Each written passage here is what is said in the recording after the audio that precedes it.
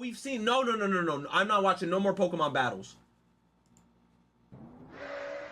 16 minutes, bro. What? The storied history of Shin Megami Tensei music. Why do I feel like I've watched this? There are a lot of things that make Atlus games stand out amongst the sea of video game developers throughout history. Picking just one part of their games that is considered their most notable aspect is difficult.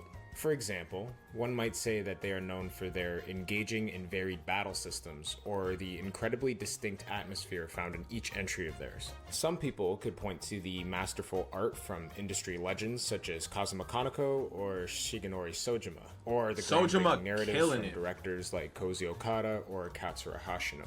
These are all more than acceptable answers. However, I would argue that there is one thing that brings all of these aspects into one package, and that would be the music. I personally got into Atlus games after watching and listening to the OG Persona 3 opening for the first time. I went to my closest retro video game store and bought Fez as soon as I could. I'm sure I'm not the only person who has been introduced to the company through music, as you could find Persona, SMT, and even Catherine tracks on any video game music to study to video online. However, I do feel like there is a lack of information online giving the composers for these games their flowers. And so I thought this video would be a good resource for anyone interested in the history of Atlus Sound Team. Now, some of you may be thinking, everyone who has been a fan of these games for a while should know who Shoji Meguro is, which, yes, is true. I didn't know who he was. But other I'm a fake fan. Composers throughout Atlus history are incredibly notable and, in my opinion, just as talented as Meguro. I'm gonna need that thing that he just had in the background. This whole like list, I guess, of how the games are linked, I'm gonna need that. And in my opinion, just as talented as Meguro.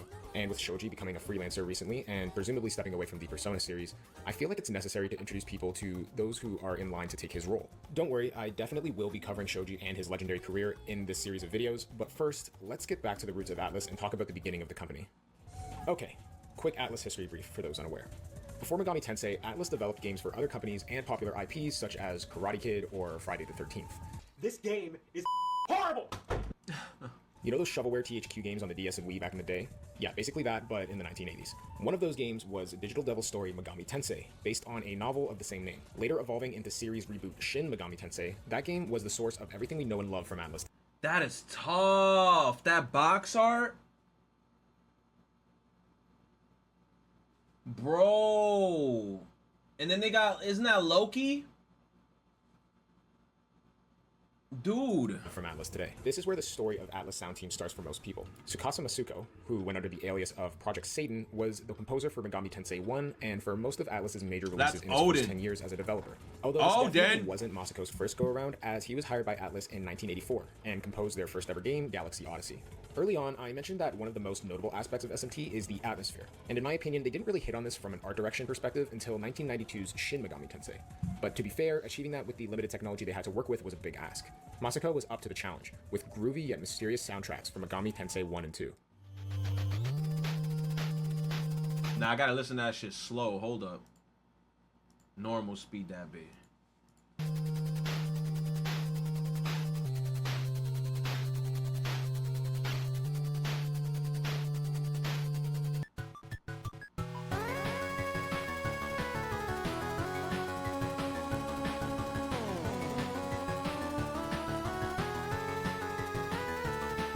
Yes. Okay.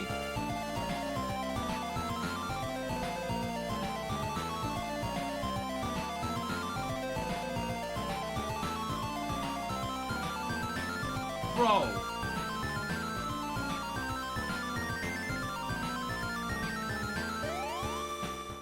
In a 1993 he was interview cooking with Masuko, he was shortly cooking after the creation of Shin Megami Tensei, he talks about the rapidly evolving sound technology on the newly released Super Nintendo. He experimented with many different sounds at the time and admittedly got lost quite often as the tools for the hardware were still in the process of being created during development. Despite this, 1992's Shin Megami Tensei to this day has some of the most memorable tracks in the series, many of which still pop up in modern SMT games.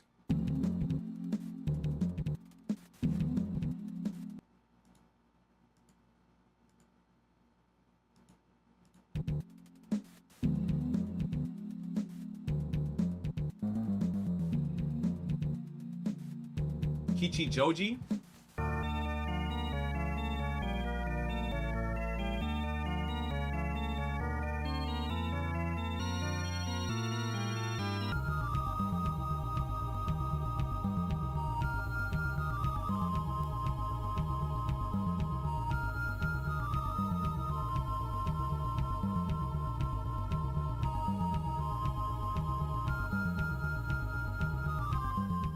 Historically, Atlus music is known for a high level of variance and cohesiveness at the same time in its sounds. Shin Megami Tensei no doubt had a fantastic score, but I wouldn't personally call it distinct, as there wasn't a specific trait I could really put my finger on when listening to the OST as a whole. In SMT2, however, there definitely is. Now, I won't get into the exact reasons as to why this is for anybody looking to play the game, but let's just say that Yo, High Pixie been there since the beginning. Focused. There's a certain soundbite Masako has used sparingly up until this point that really sounds like a 16-bit choir, and he really likes to use it in SMT2. See if you could spot it in this sample pack.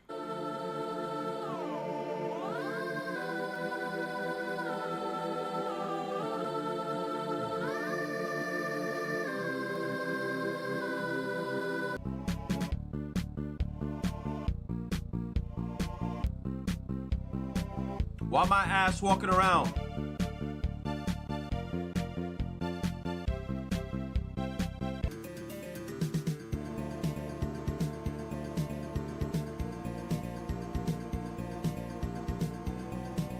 That's a bop. Bum bum ba-dum bum ba-dum bum bum ba-dum bum ba-dum. In my opinion, this is really where Project Satan established a sound that truly stood out from the crowd. Alongside the law feel of the OST, it was mixed with aesthetics that I think could be best described as futuristic, again appealing to the setting of the story. This is especially present in the battle themes, which are normally only a minute loop, but don't get tiresome at all due to the uniqueness and intense nature of the music.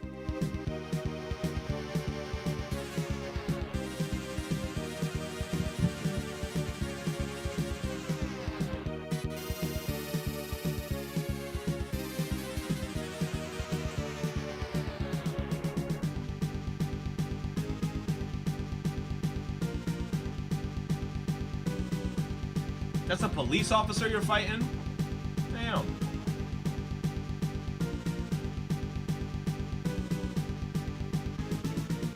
We're gonna skip over SMT If for now, as most of those soundtracks are reused from previous titles aside from a few, and go straight into 1995's Devil Summoner. With this entry, Masako had access to the SCSP, a custom-made Yamaha sound processor that gave the Sega Saturn truly outstanding sound quality for its time. The With Sega this in hand, Saturn? Project Satan created in what my opinion is his magnum opus during his tenure with Atlus. This is his magnum opus?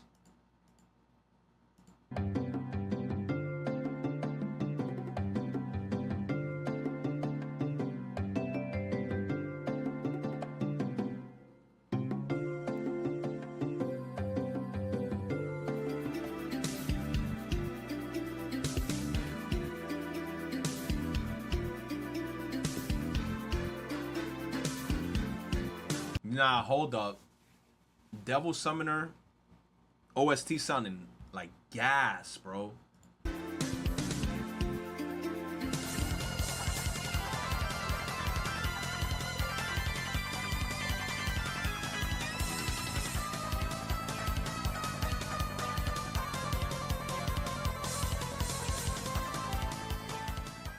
Now, on this soundtrack, Masako was collaborating with another composer. Making her SMT debut in this game was Toshiko Tasaki. Even amongst a lot of knowledgeable Atlus fans, she isn't very well known or talked about. But make no mistake, she is a fantastic composer, who created some of the most memorable songs from the game, most notably the Kuzunoa Detective Agency track.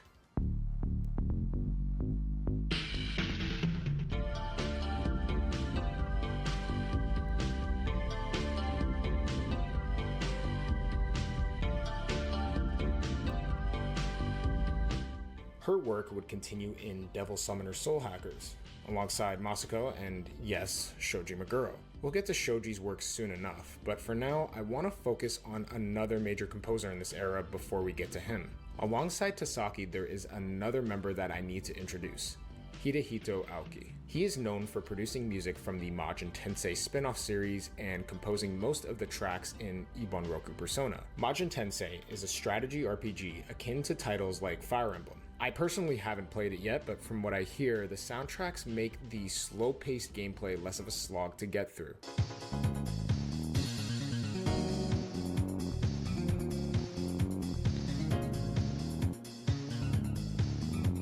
Yo, so High Pixie definitely is like a Kanto Pokemon. She's been there since day one. She's like one of the OGs. Every time you look at High Pixie now, you gotta like just hold her to such a high regard. You gotta be like, bro, she's one of the originals. You said, well, Pixie. Okay, Akuro, normal Pixie.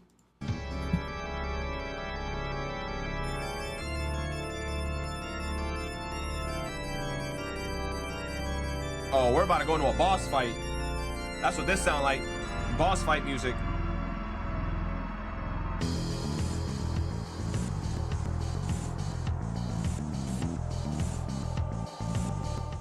Many Atlus composers have mastered blending intense music with something you could legitimately dance to, but I must say that Aoki might have been the best at this. Majin Tensei 2's soundtrack has some of the most distinct features of any Atlus project.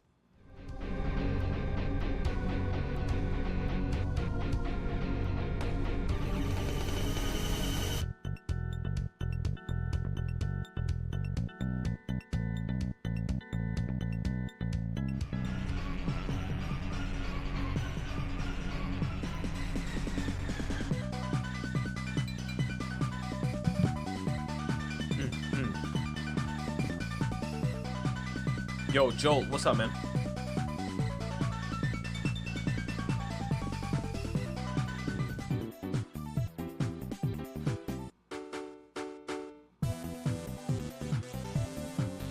Yes.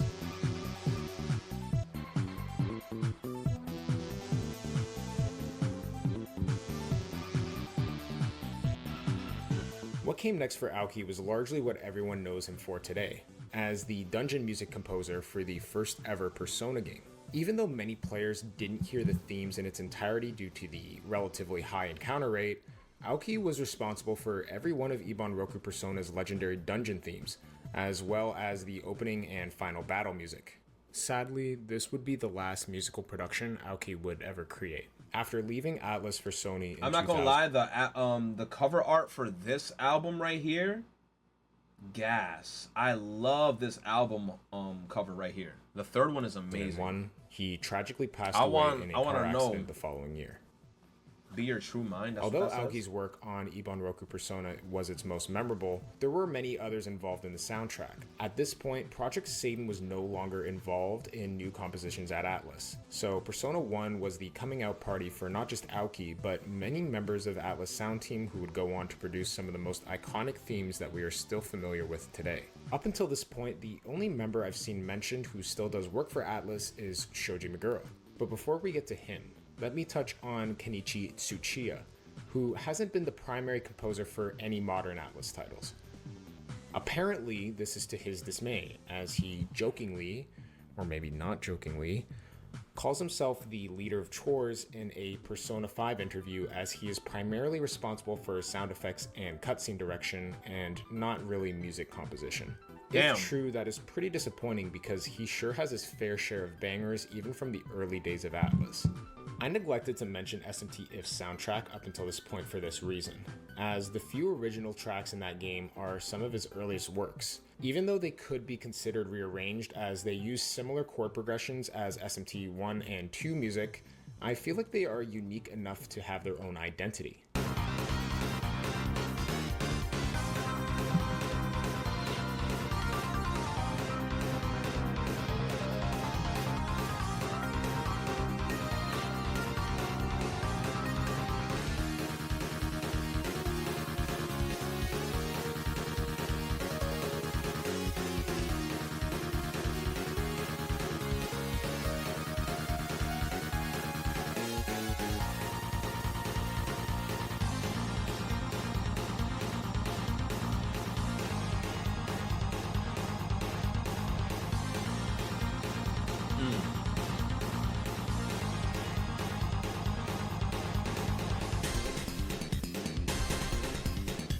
The bass.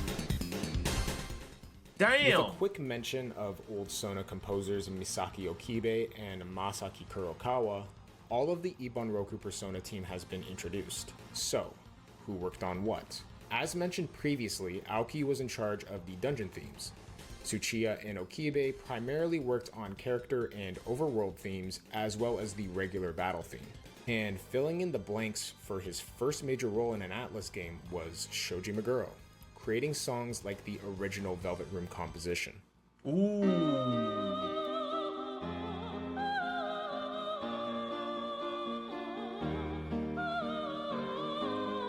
This a banger. So this the guy that made that song. So Shoji is the one that gets all that credit. With the origins of SMT and Persona addressed, I will use that as a good basis for the rest of this series moving forward. I plan for this to be a 3-part series, with the next episode covering the early to late 2000s in what many consider the golden era of Atlus. I will get to it eventually, but if you want to see that sooner, please leave a like on this video, and if you haven't yet, consider subscribing. Subscribbles. Good video. The story.